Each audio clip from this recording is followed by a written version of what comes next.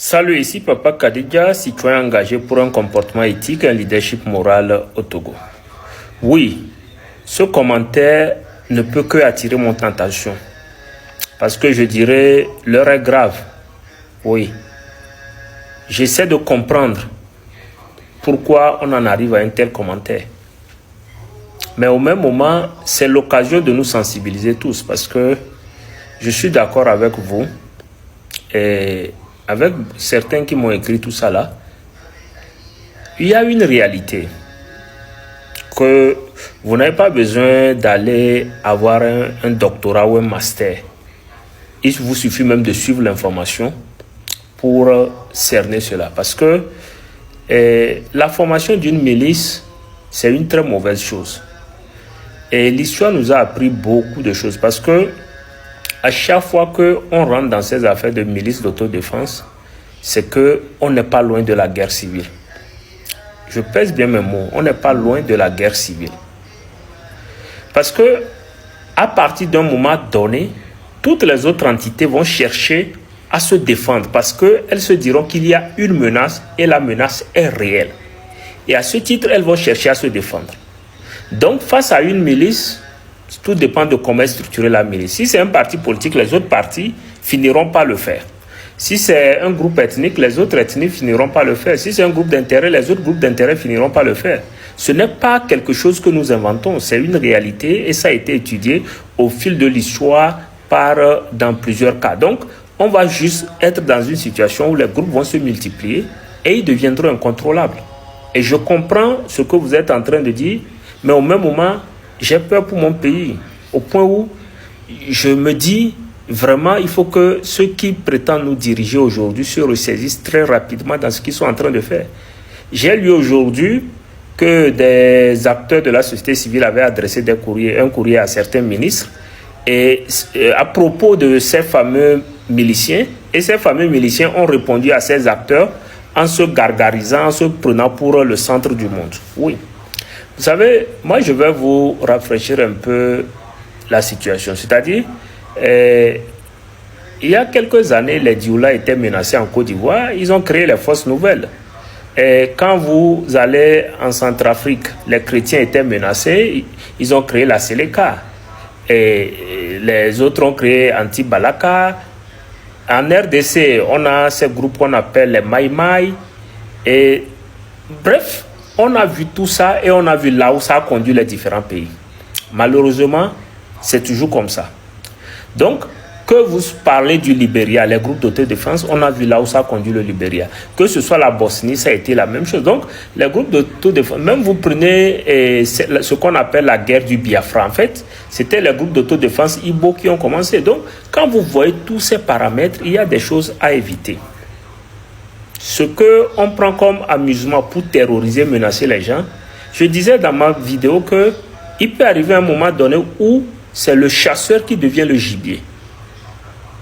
C'est très important. Donc, on ne peut pas croire qu'indéfiniment, nous, on va toujours appeler à la non-violence et autres. Mais, à un moment donné, quand les gens sont victimes, sont touchés, on ne peut pas les contrôler ni les calmer.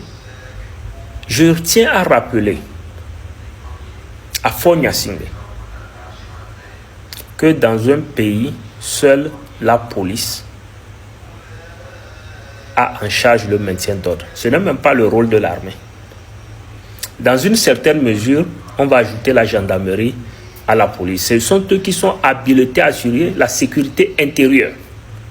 L'armée, c'est la sécurité extérieure ou la défense du territoire. Aucun groupe, quel qu'il soit, quelle que soit sa nature, n'est autorisé.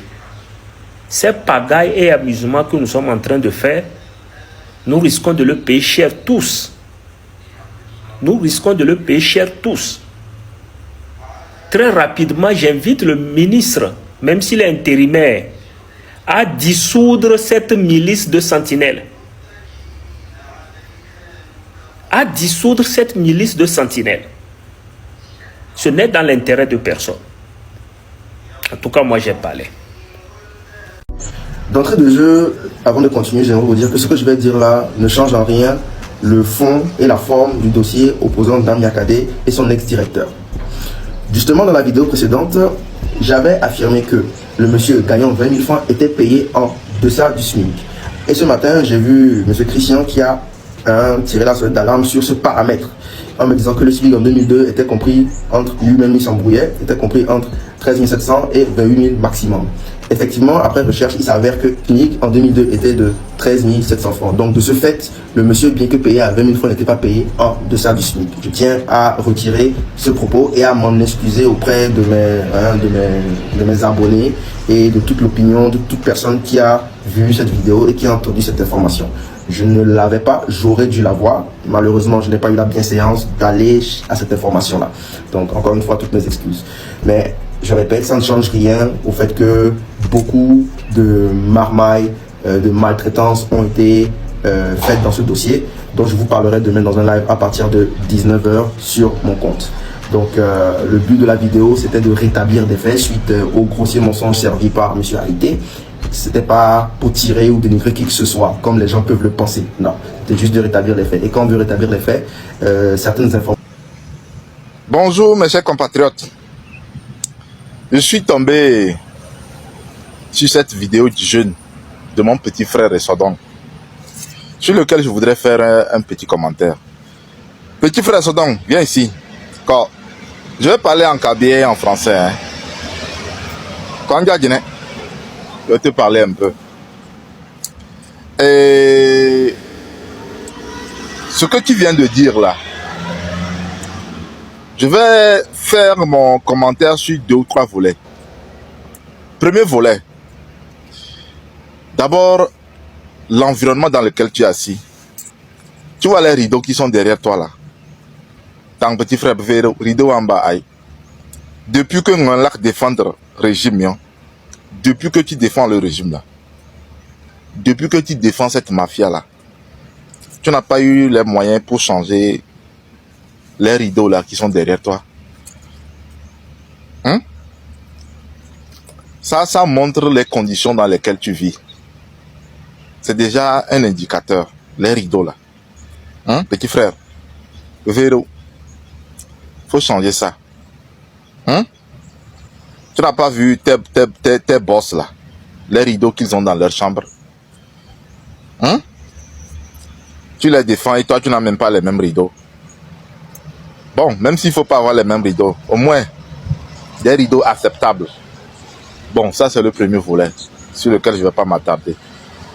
Le second volet, petit frère, nyo benim.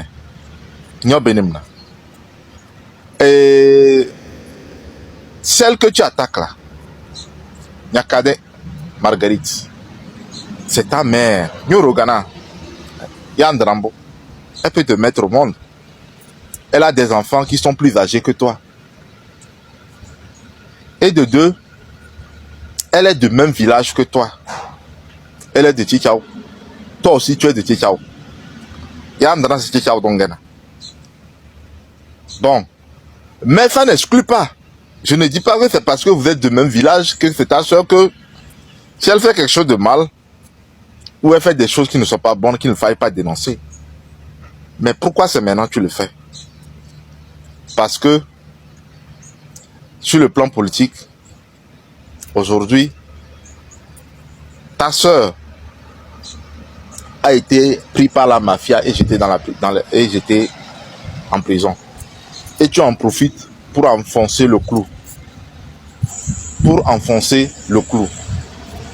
Et ça, c'est malheureux. En pays kabyle, lorsque des chiens, je ne vais pas prendre l'adage du chien. Je vais prendre un autre adage.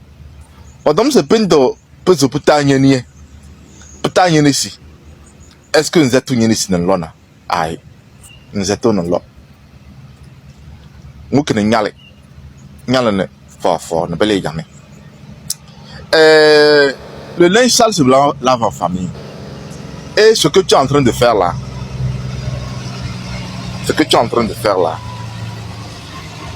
c'est vraiment dommage.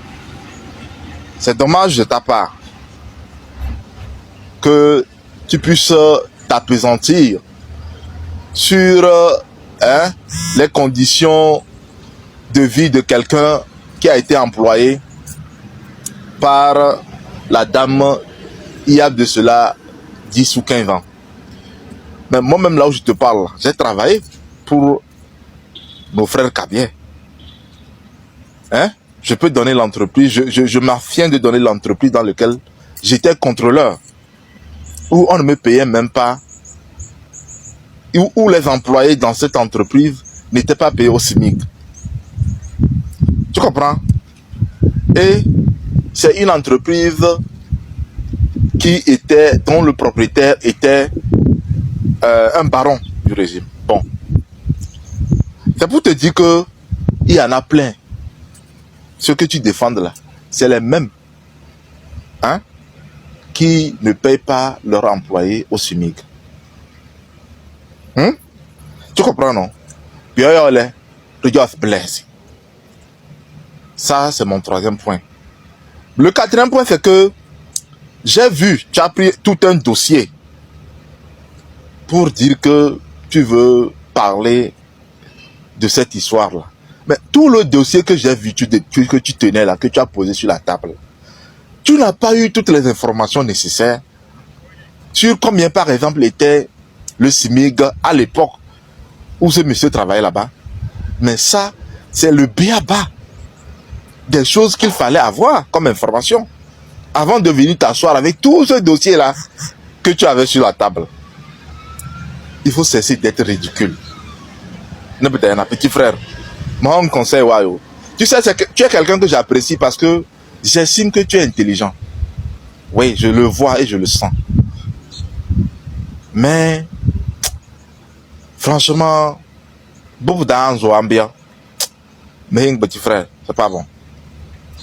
Il faut penser à l'avenir. Dans 10, 20 ans, tu es jeune. Qu'en sera-t-il? Hein? Qu'en sera-t-il?